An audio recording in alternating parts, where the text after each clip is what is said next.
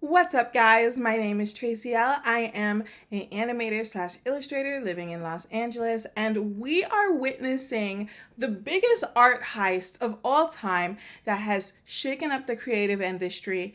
And a lot of people are asking if working as an artist is even gonna exist anymore. You know what I'm talking about? I'm talking about OpenAI. Let's get into it.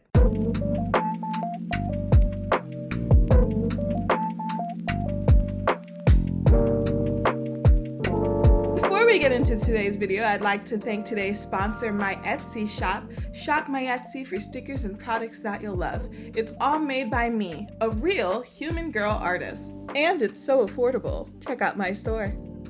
First things first, we need to stop calling AI art, and let's start calling it what it is. C.R.A.P.P. C.R.A.P.P. stands for Computer Rendered Automated Plagiarism and Piracy. OpenAI, the company that's created the ChatGPT Ghibli filter, created artificial intelligence to plagiarize human intelligence, the ultimate intellectual theft. And why? Why? Because as it turns out, only stupid people need artificial intelligence. The rest of us have real intelligence. To steal ideas from innovative, talented human intelligence, yes, they're training their computers to steal ideas from the most innovative, talented human intelligence that they can find in every direction. It's affecting animation, fashion, film, acting, multiple creative careers and creative industries, and it's not stopping there. It also even wants to train AIs on human teachers so that you can pretend you're being taught by Aristotle or something, whatever that means, instead of just reading Aristotle and thinking.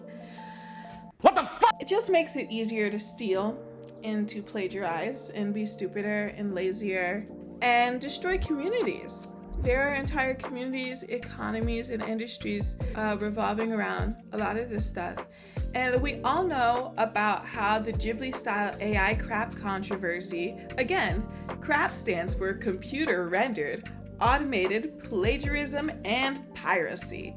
It started earlier this month when OpenAI trained its robots to steal art.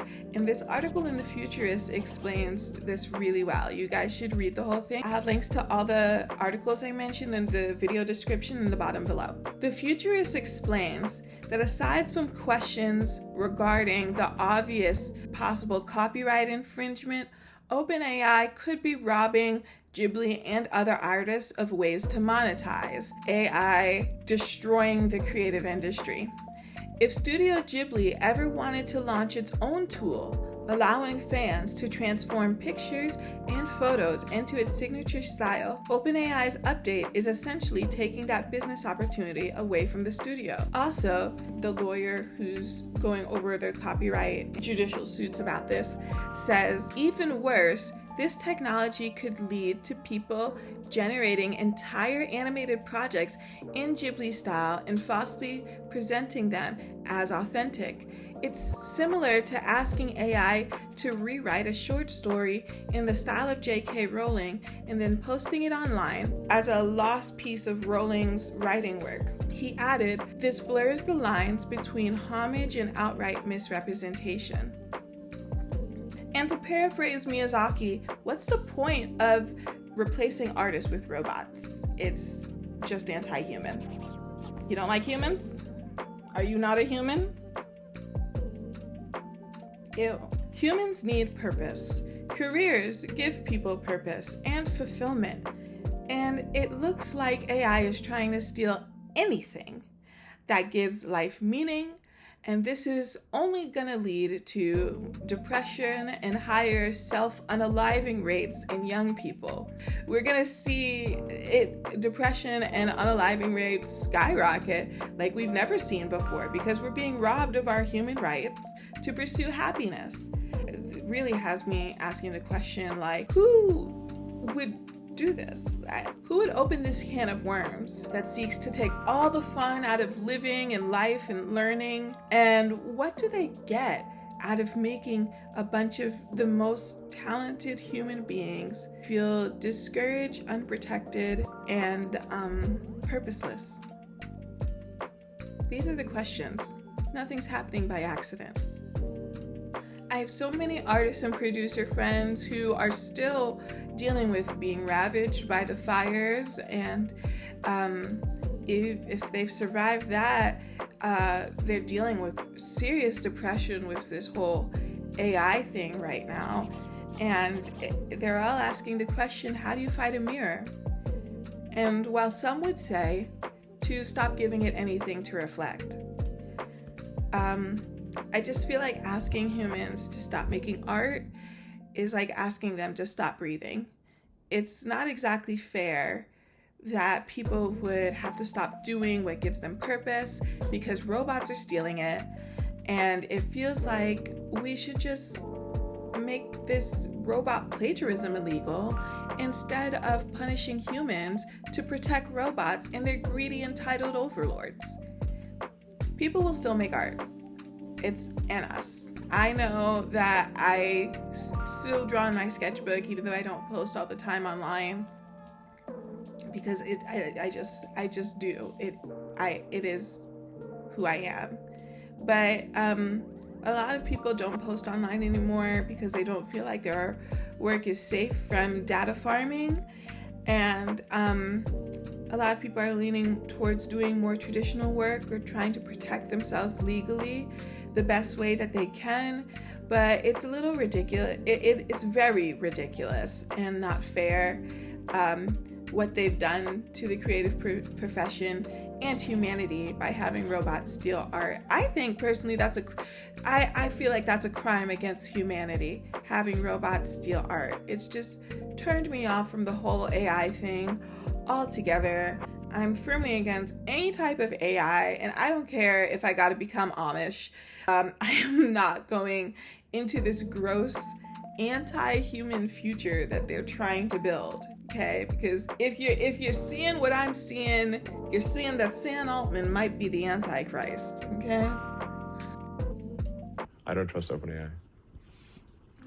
I mean, I started that company as a non-profit open source. Yes. The open in OpenAI, I named the company. Yeah. OpenAI as an open source, and it is now extremely closed source, and maximizing profit. So, does risking? I don't understand how you actually go from being an open source nonprofit to a closed source for maximum profit organization. I'm missing. Well, but Sam Altman got rich, though, didn't he? At various points, he's claimed not to be getting rich, but he's claimed many things that were false. And now apparently he's going to get $10 billion of stock or something like that. So I don't trust Sam Altman, and I don't think we want to have the most powerful AI in the world controlled by someone who is not trustworthy. Society is being changed and morphed into this awful version of itself where they're trying to take the human interaction out of every social aspect of life so that there's no society anymore, there's no humanity or interaction anymore. And out of everything, everywhere you go, they don't even want you to have a cashier to talk to when you go to the grocery store anymore. I became an artist because I like working with people and I like creative problem solving. And nowadays, my generation got totally screwed over because as soon as we learned the rules, they changed the game. There are no more jobs, and any jobs that are left are being given to robots. They got rid of third places, so you literally have nowhere to go to hang out, to meet people, to make friends. They gave our generation's future chances of retirement away to foreign countries that hate us. And the middle class and the economy have been left in shattered pieces on the floor for us to walk through and only be told to lift ourselves up by the bootstraps. Most artists work in the middle class. I don't feel bad for any of these countries whining about production coming back to America because nobody cared when they took our jobs. I remember so many Disney artists crying because they had to train their Chinese replacements, and I don't think anyone was stopping their day for them.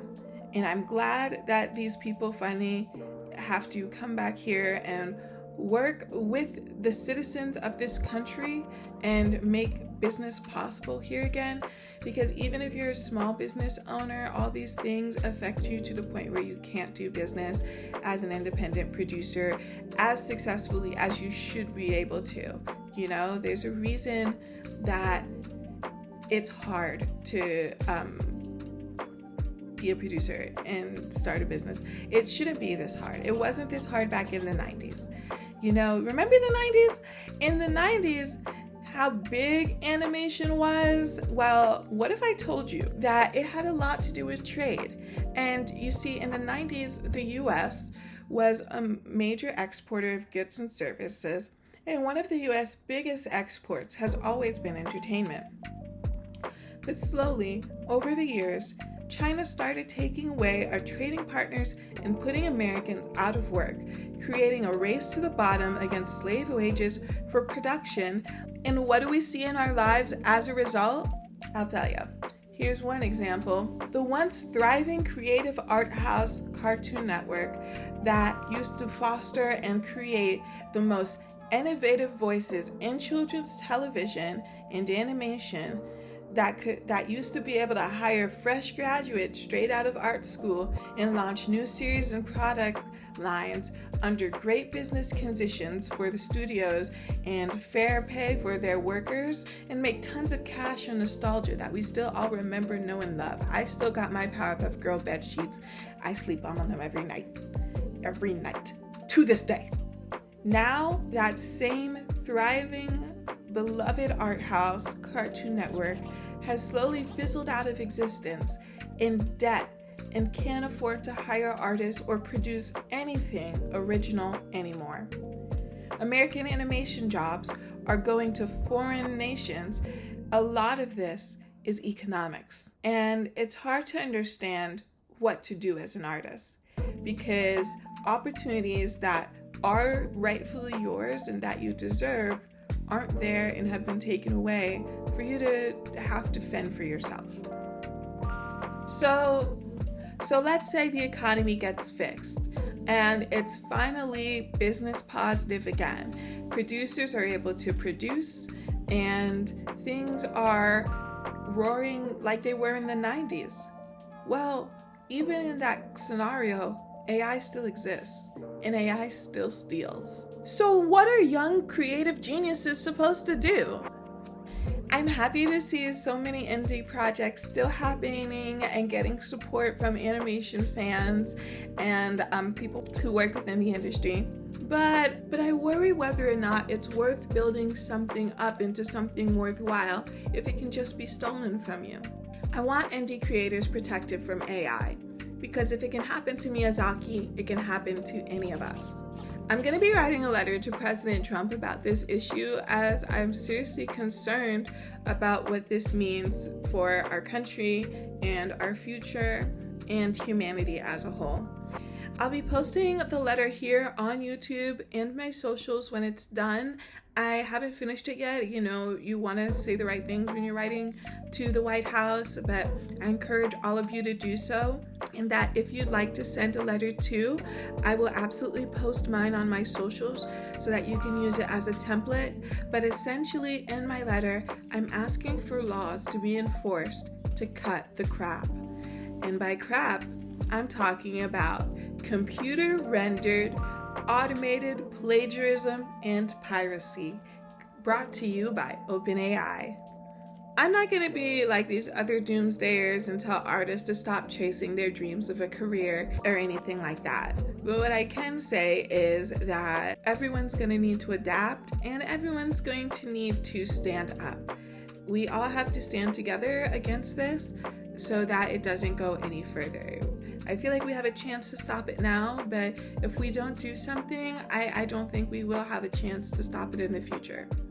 I don't trust Sam Altman, and I don't think we want to have the most powerful AI in the world controlled by someone who is not trustworthy. That's all for today. Support real artists and shop my Etsy. Also like, follow, and subscribe for more great videos, and I'll see you in the next one. Stay strong and keep fighting against C.R.A.P.P. Nobody has the right to steal your human intelligence. Shop my Etsy for stickers and products that you'll love. It's all made by me. It's so affordable. Check out my store.